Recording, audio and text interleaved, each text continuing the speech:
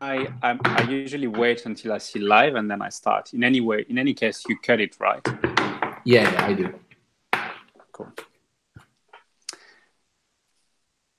Good to go? Good to go. Welcome to the 4-Point Play. I am Samy, a French guy living in Australia. And this is Alberto, Italian living in the Philippines. We are two mates who met in Melbourne and we discuss 3 and 1 NBA topics every week. Hi, Alberto. How are you doing, man? I'm good, man. I'm good. I'm excited to talk basketball with you. It's good to talk to you again. How was your NBA week? My NBA week, I didn't watch much because I was on holiday, but I've been watching a lot over the weekend. So a lot has been happening. And doing a little bit of catch up. Yeah, man. The weekend. I was telling my girlfriend on the way back after 6 days with her, I told her I'm so excited to go home, get one pizza, and then watch NBA highlights all night long. Very good, very good. Well, obviously there was a lot of drama this week. I think there's no escaping the Warriors turmoil. Since last time we spoke, a few other things happened as well, which brings me to, I guess, the first topic that I want to talk about, which is, I guess, one of the big things that we didn't talk about last time, the Butler trade. Jimmy Butler, obviously, coming to the Sixers for Saric Covington, and I think a couple of, were there draft picks in there as well? I can't remember. Maybe there was. Yeah, I'm not sure. Do you remember?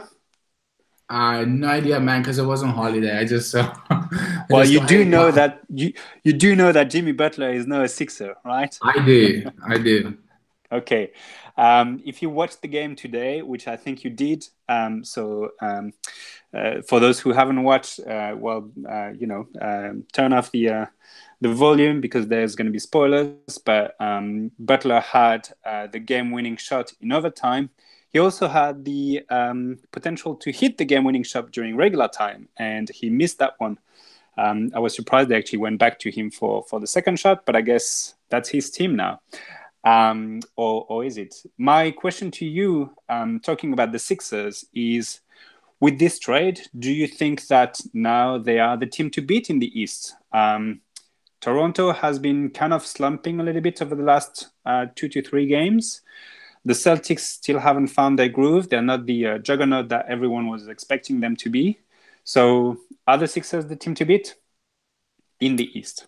Man, first of all, you said it right. Jimmy Butler said, "This is my team now," and he took the two potentially winning shots. One unfortunately he missed, and the other one who actually gave the Sixers the win. And I believe that the Sixers are going to be good, but they're not going to the Eastern Conference Finals. Again, there's so much time.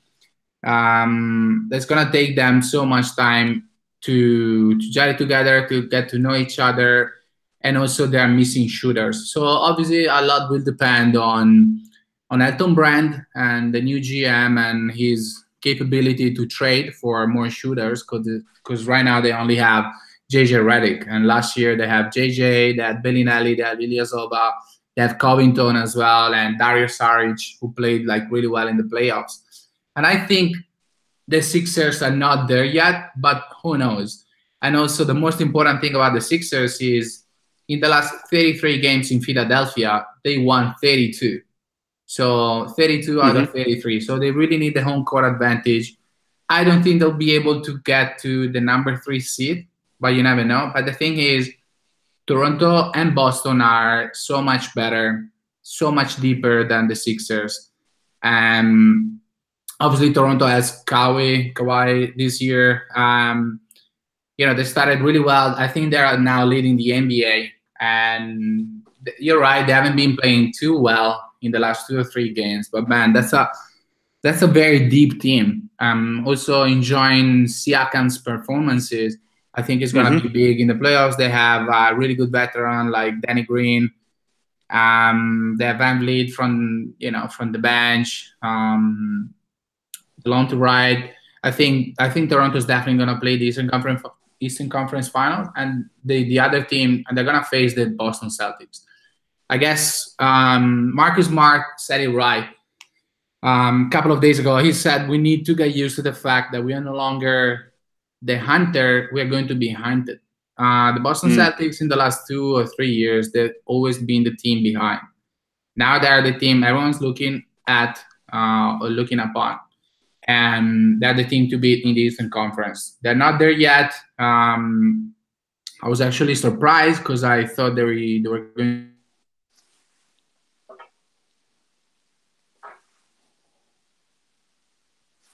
Kyrie is playing phenomenally, and I think it was very important. Even if it's regular season, it was very important for them yesterday or 2 days ago to beat the Toronto Raptors. They were down 10 points, I think, in the third quarter. That game, I think, is going to psychologically and mentally change something in the Boston Celtics, especially when it comes down to the playoffs. Because if you go down 2-0 in the regular season to the Toronto Raptors, and then you get to the conference finals or semifinals, and you haven't won, or you actually down 3-1 in the regular season matchup against this team, it's tough. They won the game. They came back from 10 points, the deficit. Kyrie played amazing, and they beat them in the overtime. So to answer your question, still, I don't think Philadelphia is there. I think they're definitely gonna lock in the third seed with this, acquisition. And by the way, to answer your question, they actually got a pick. It's a second round pick from 2022, Minnesota. But I think Jimmy Butler changes a lot, but it doesn't change everything. It's interesting that you say that, and I want to come back to a point that you mentioned where you were basically saying how deep Toronto was, and you named half the roster. None of them are all-stars, They're all a bunch of second ranked players, I guess, who certainly can help a team gel well. But when it matters most in the playoffs, when you have three superstars in Butler, Simmons, Embiid, and an excellent shooter, one of the best in the games right now in JJ Redick, don't you think that's enough to actually make the conference finals? Yeah, man, you're right. You're right. So I'm not talking about regular season as well, but are they the team to beat in the East? Meaning, are they the ones that everybody sees as the top team in the East, and the ones that you're going to have to beat to get to the NBA Finals? I think you definitely got a point, and I'm getting excited about the Eastern Conference semifinals now, because one of them is going to involve two of these teams. But at the same time, I don't know. I don't think that especially Simmons and Embiid are like Shaq and Kobe yet. If Shaq and Kobe they were able to take the Lakers to the title on their own, Embiid and Simmons last year versus a much weaker Boston Celtics team, they didn't have Kyrie, they didn't have Gordon Hayward, they lost. And if I'm not mistaken, they lost 4-1. And obviously, first season for both of them, first playoff experience. I don't think they're there yet. And Jimmy Butler is also free agent next year. He's proved to be a very selfish. Let me rephrase that. He's a very good teammate, but at the same time, for him, it's all about winning, right? And it's so selfish. Like, hey, he wanted out of the Bulls, and it's like, oh, I don't want to play with these young players. Trade me. Went to the T-Wolves. Oh, it's great. I love it. And then realized that Cat and Wiggins weren't willing to work hard. Oh, trade me. I don't want to be here anymore. So it's going to be a little bit selfish. You're right. They have 3 All-Stars. Toronto also they have 2 All-Star, Leonard and Lowry. And I think they have an All-Star in the making. And that All-Star is Nick Nurse, the new coach. He's really good. But also, who knows? Playoffs are going to be completely different. It's going to be exciting. You know what? Like your point made me rethink how is it going to be? Because Brett Brown obviously had a playoff experience last year. Brad Stevens is way more experienced than the other two, and that's going to be fun, man. Let's go. It is. Certainly, it will be. I think that I think that the Sixers. I think that team is still worse than last year, but I think they've improved a little bit more, even just mentally, for this year in getting an alpha or an alpha dog in Jimmy Butler, and someone who is able to win games for teams, and that's what he did last year to Minnesota. He was able to get them to the playoffs. That was the hurdle that they wanted to clear, and he got them there. Yes, he's an annoying teammate to play with. I think. Some people love him, some people hate him. He may be very detrimental to Markelle Fultz's development. I'm not sure Fultz is. Well, I don't know. Let's not get back there, man, because. Yeah, that's true. Do you want to talk about what I was going to say is routine? What I was going to say is I'm not sure he's going to finish the season as a Sixer, but more than likely, if he finishes there this season, he may be end of the bench and not play too much anymore for whatever reason. But I think Jimmy is going to help us clear another hurdle, whether it's about confidence in the playoffs, whether it's about getting to the finals, to the conference finals, whether it's about just winning against a strong team like Boston or maybe like Milwaukee, like beating someone who is above them in the seedings or whatever. Yeah. So in the regular season, it may not necessarily make a big difference, but in the finals, I think it will. Okay, cool.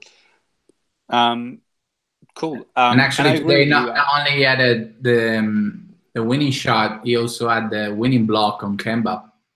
Yeah, great defense. Well, at least he had one good play on defense, right? Apart from that, he got scored 60 by Kemba on him. Kemba was amazing on fire today. He could not miss a shot. Crazy. He did a couple of bad plays in the overtime, but the fourth quarter and all the quarters actually were quite impressive from him. I've been looking the stats, and Charlotte and Philadelphia have always had very close game this season actually, and they've already played three times, I think. So it's interesting that Philly for some reason always ends up winning, but kind of struggles against Charlotte. And Charlotte is not. I mean, they're an okay team, but they're not a really good team. Cool. Obviously, one of the other things which happened this week. I mean, I don't want to talk about it too much, but I thought it was important to bring it up, is the Warriors have lost 3 straight games, including against the so-called lowly ranked Mavs, who are supposed to be tanking and supposed to be so bad, even though they're currently developing a great superstar. I think everything has been said about Draymond's outburst in the locker room and with KD and all that. I want to come back to that incident a little bit, not necessarily to re-say what has been said, but to get your opinion on what you think triggered Draymond to act like this in your mind. Because I have my own theory, and I think, to me, it's just a bump in the road, and it won't mean anything. 2 months from now, so I kind of believe what the team says, having had, I guess, similar arguments with my team as well when I was playing competitively. But yeah, what do you think? What did you think of that incident? What do you think got into Draymond's mind? Man, we're talking about different personalities here. We have Draymond Green, who, everyone knows Draymond. So they're very lucky. I was actually talking to a friend of mine a couple of days ago, and I said, I don't think that Draymond in another organization would have made it to like all-star status like he did with the with the Warriors, because of Steve Kerr, because of their general manager, because of the culture, and because they know how to take care of him and to use him, and to use his anger and love for the game and passion and whatnot. On the Yeah, other side, we're talking about KD. KD is attention lover kind of person, in my point of view. You know, with all the tweet thing, the social media, the fact that he said that he's only gonna look for money next year.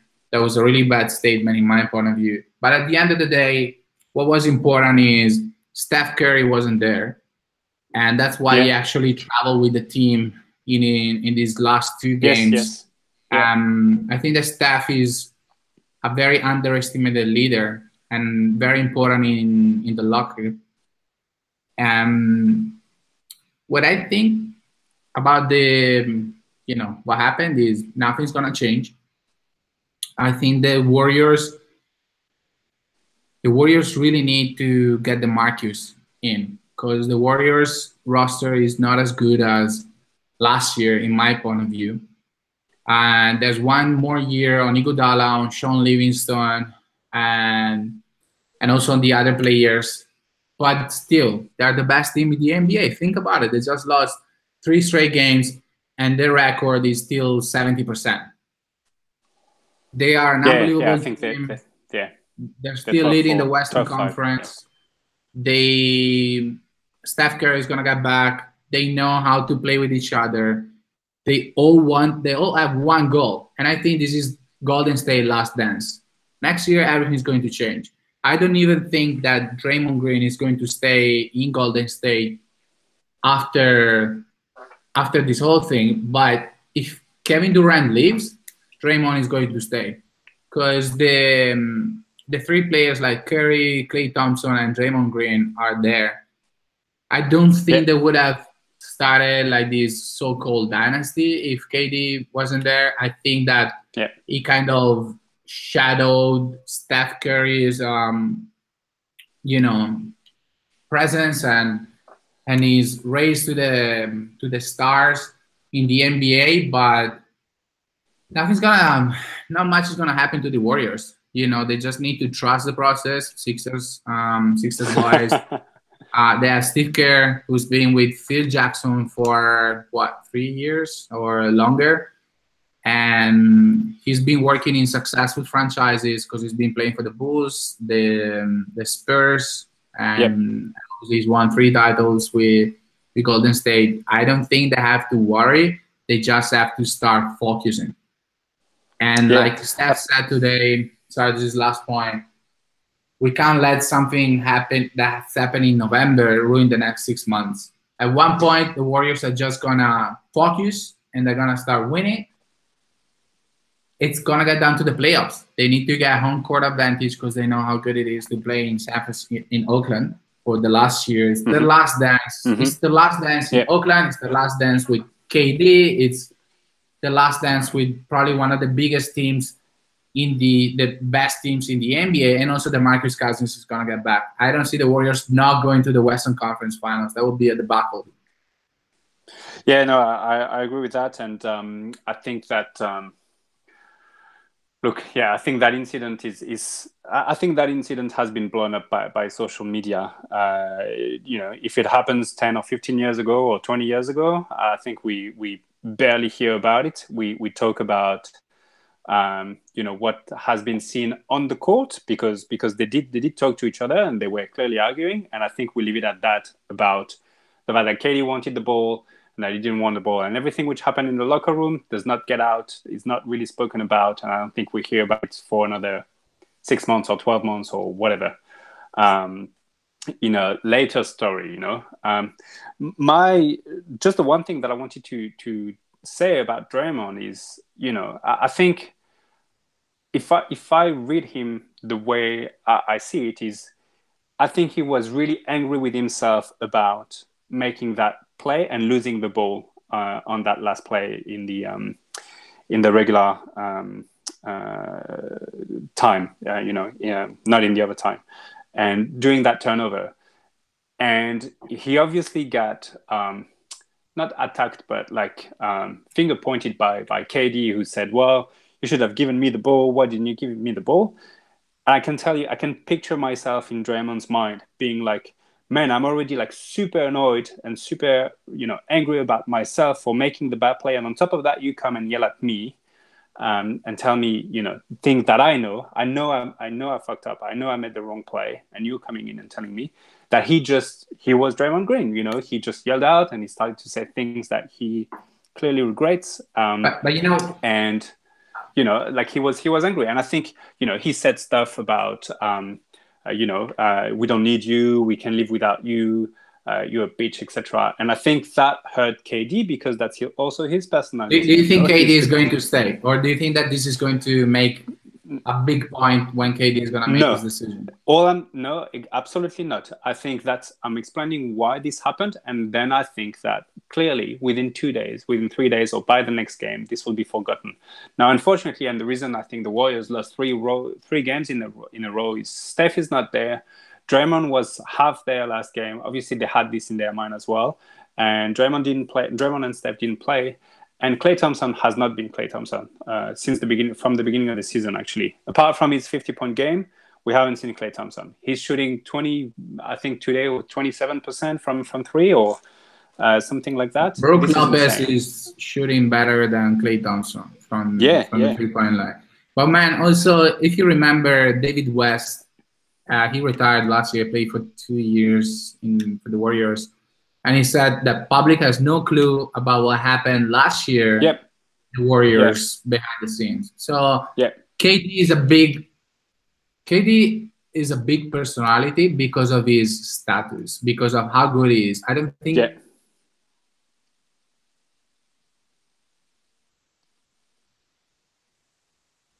I'm not the kind of person who's gonna come to you and lead the team.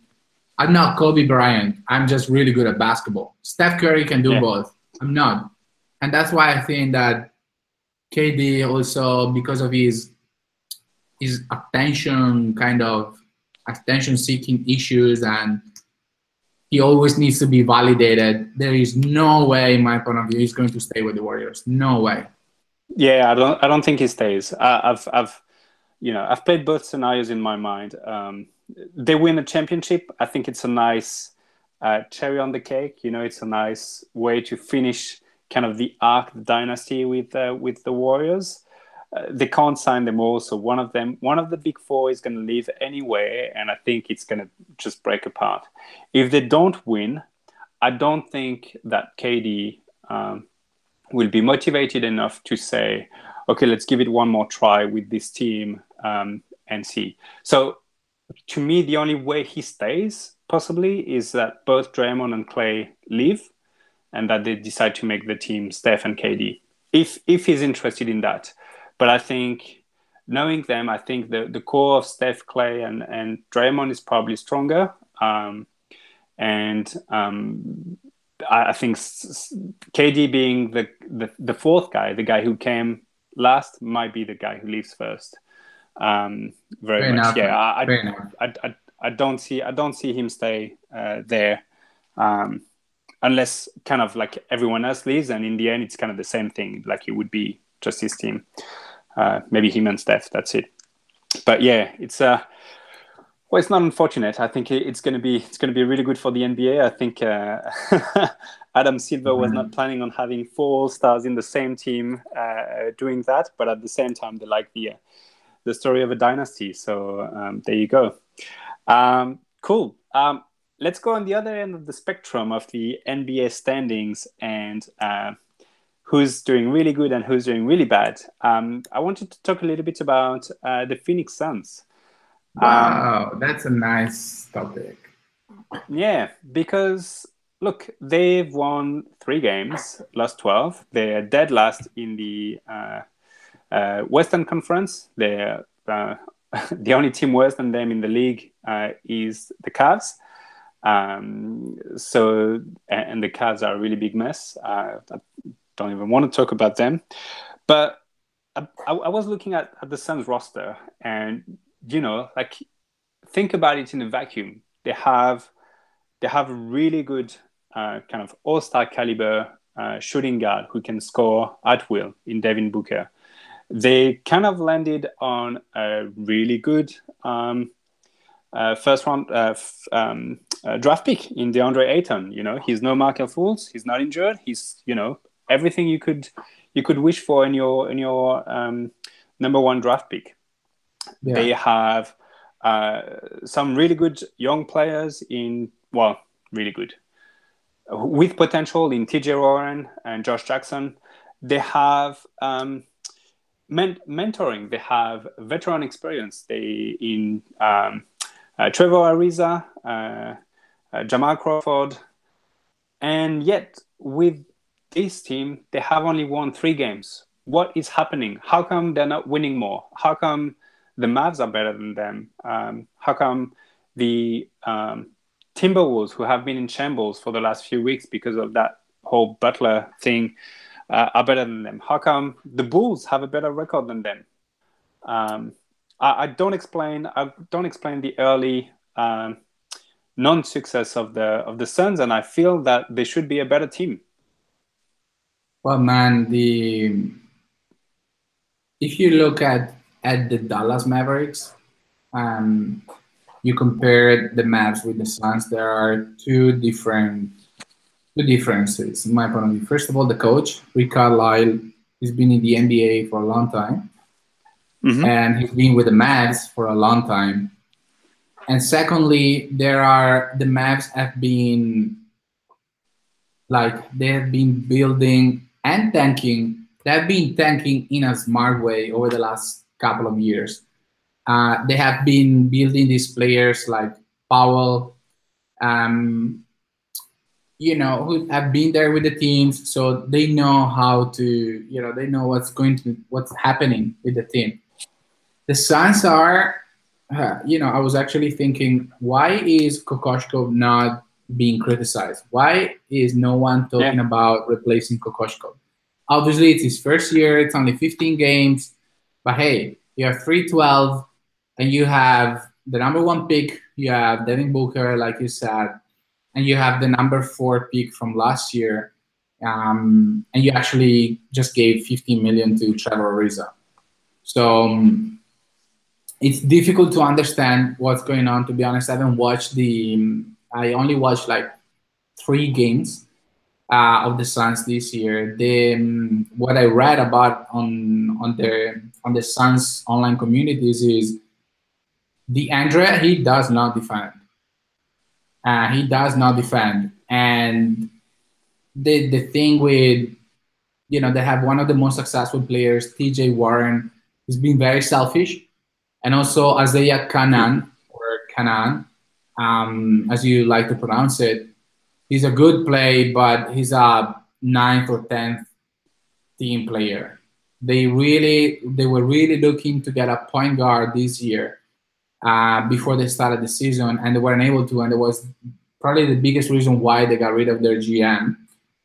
And to me, there's so many players. Like, I'm looking at the box score from last night, 246. They have 10 players without even considering Ryan Anderson and Trevor Ariza, who didn't play last night, but they're using 10 players. The rotation is so long.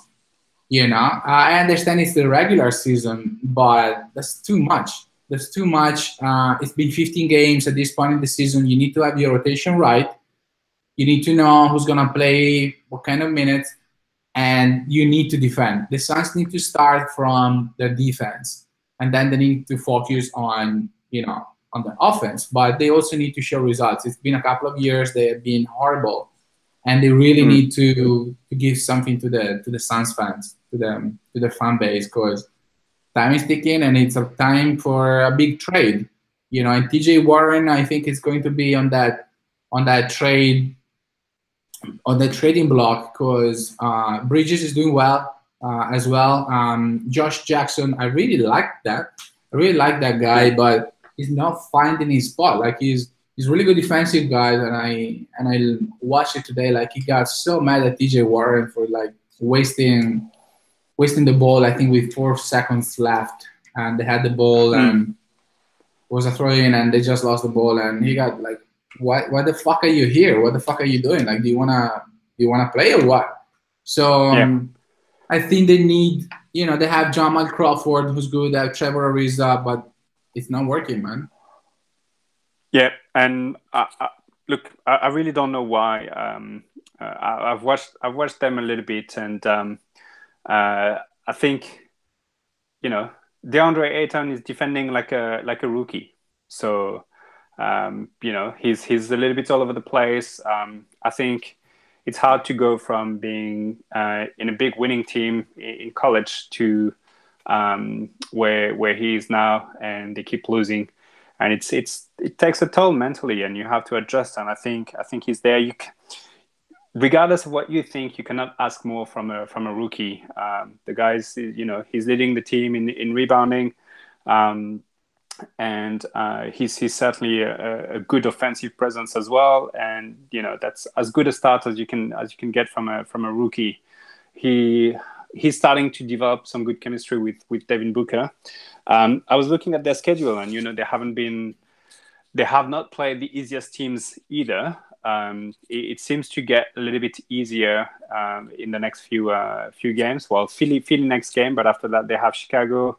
Among some of the teams that they play in the next 10 games, they have Chicago, they have Detroit, they play against Indiana at home, Orlando, LA, Sacramento. So there are some teams where they can at least make it a game and possibly earn a few wins, possibly, maybe get on a winning streak or even just 2 wins. And I think it might start helping the team get their groove and finding a way to play together. But I agree with you that we don't talk enough about the coach. And it's some people are going to say, well, it's his first year, leave him some time, etc. But I don't necessarily want to see results in the way that I'm anticipating that the Suns are going to make the playoffs, but I want to see results in the Suns winning some, hard games, playing better collectively, and going away from hero ball from TJ Warren or from Devin Booker or from whoever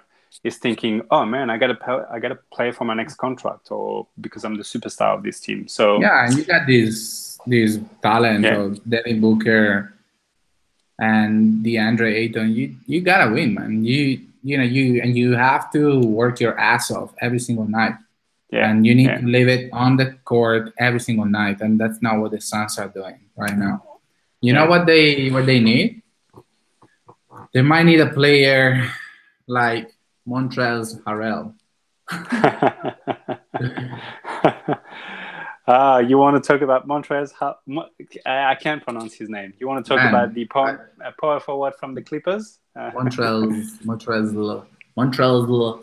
Harrell. You know my theory on that, right? Is that someone wanted to write Montreal as his name, like the city from Canada, and they just mistype and they just press Z instead of A, because on the French keyboard these 2 letters are next to each other. And I think that's what happened. So he was supposed to be called Montreal, but someone screwed up the keyboard and just pressed Z, and there you go, Montreal. That could be it. But you know what? I think the Suns, connecting the 2 topics, I think the Suns need someone with the energy and as contagious as Harrell is, because he's so good whenever he gets into the game. He just, he fights. He's got grit. He's got, he's fighting he's leaving every single drop of sweat on the court, and that's what the Suns need. And that's why I was looking at the assistant coaches for the Suns. They have Corliss Williamson. I'm not sure if you remember him. He played for the Detroit Pistons, for the Sacramento Kings. He was a junkyard dog. And I would like to see him on the court, because he was bringing the same energy that Harrell was bringing into the game.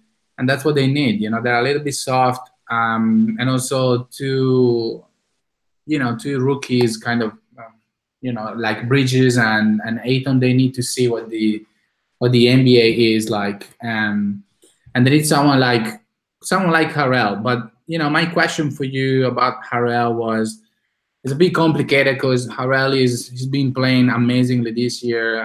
Whenever he gets, off the court, he's at new career highs, 29 points, and then he had 28 points today. I think he had 18, and he was amazing, not just offensively but defensively. My question is, who right now are your top 3 candidates to the most improved player for the most improved player award? Oh, Now it's a tough question. yeah, and I haven't thought about it. Like too much. if I can help, in my point of view, we got Domantas Sabonis, someone who's very underestimated, who's playing really, really well for the Indiana Pacers. He's amazing. He's playing really well. Siakam, exactly. We got Zach LaVine. I don't think he should be in that group, but he's playing really, really well. And again, I don't know, you're a Lakers fan. If you want to put Brandon Ingram, I don't think he's still, playing like he's one of the most improved players. But let me know. And if you have other names that you want to put into the there's a few. So I don't know if this is my top 3, but there are other guys who should be in contention. Josh Richardson from Miami. Oh, nice. Really getting himself into becoming the team leader for Miami, taking over, I guess, Goran or Dragic's and Whiteside's previous, I guess, dominance within the Heat. I expect a lot from John Collins in Atlanta. Had his first game back today. He's currently on a minute limit, so we haven't seen him play, but I think there's the potential to have a really, really, really strong season. And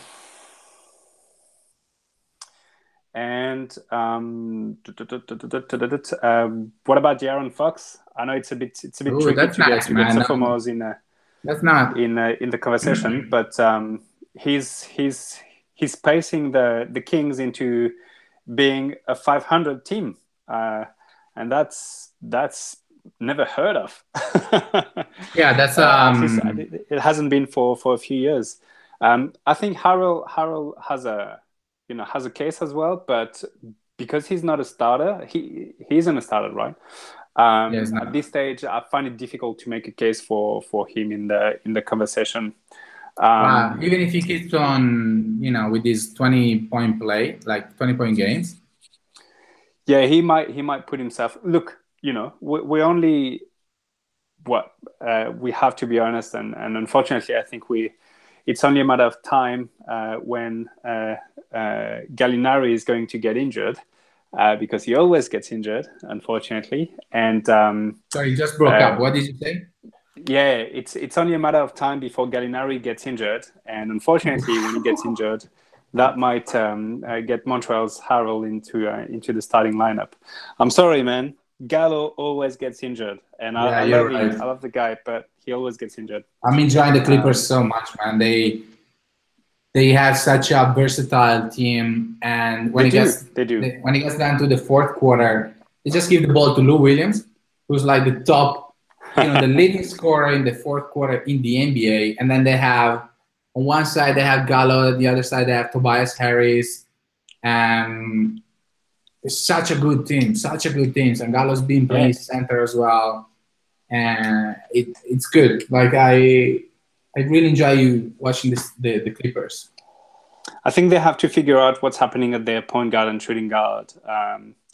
Right now, they have Avery Bradley who's injured, so that's that this has put a dent into their I guess their development and their growth. But do you hand over the keys to the rookie, to Shai Gilgeous-Alexander, or do you keep going with Pat Beverley?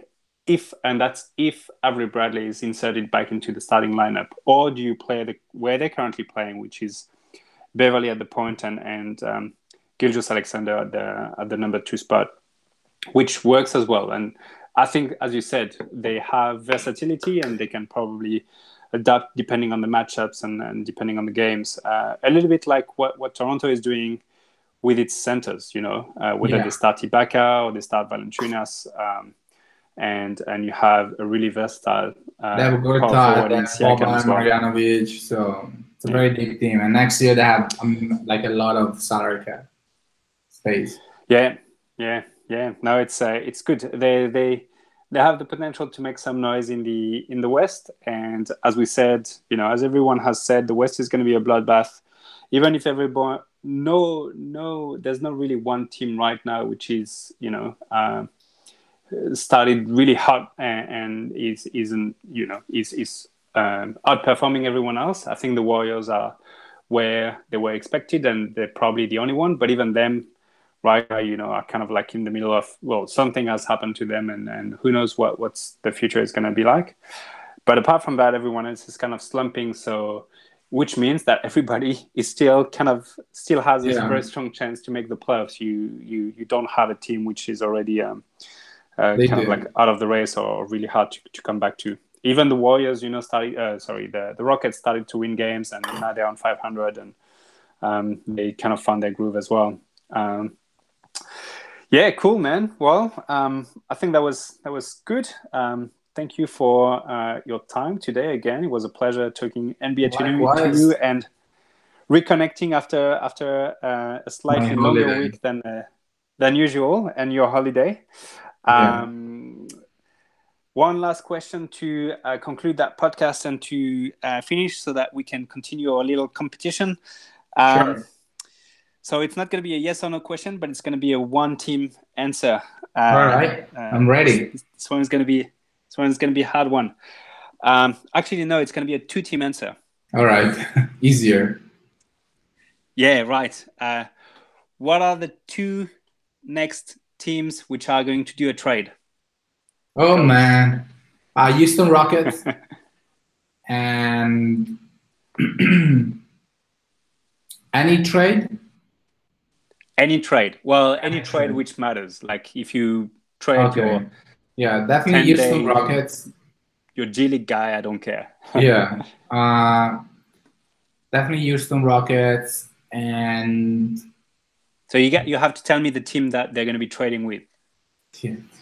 And that's tough. I have no idea, honestly, but I think that's a question for Morel, for the GM. I think that Houston believes they can win it this year, and because of the Carmelo Anthony thing, they think they're on the way to the Western Conference Finals again. I think they're missing. They didn't do well with Michael Carter Williams and with Ennis Jr. So they are really going to trade someone. I don't know who. I'm sorry, I'm not. And it's also I'm not asking you. I'm not asking who. I'm asking the second team that the team that they're gonna trade with. So you got Houston and just make it up, man. Houston and Miami. Houston and Miami. Good. Well, on that note, let's keep a record of this, and I will see you next week. It was a pleasure again, Alberto. All right, man. Thank you for your time. Good to From talk to you. Have a great week. Melbourne. Right? And talk to you later. Bye. Yeah. Likewise, man. Have a good one. You too.